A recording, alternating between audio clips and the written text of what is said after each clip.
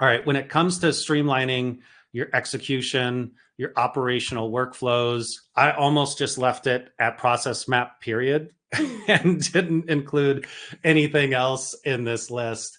And the reality is because just building a process map of a workflow or a procedure that you want to do, it really forces you to ask yourself questions and then answer those and think about the logic. And when you're going through this, you can visually see, oh, wait, this is a dead end, or I'm doing this in my head when I'm doing this process, but I didn't actually explain any of this to anybody while I was going through this. So all of a sudden, once it goes visual, you start having this like magic that happens where, okay, I do need this logic. And oh, if I move this step over here, I can eliminate all these steps. I don't have to triple check it anymore. I can just double check it. Or I can ask for validation here, get the loom, and that's going to save me all of these problems that I had overall. So again, I'll do a deep dive on this in an upcoming week,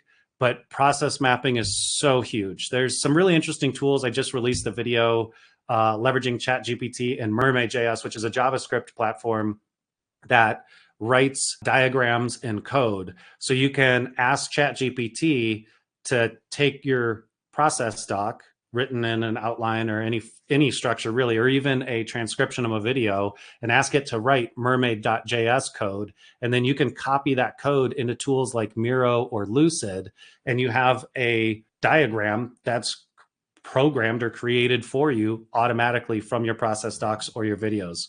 Really, really powerful stuff.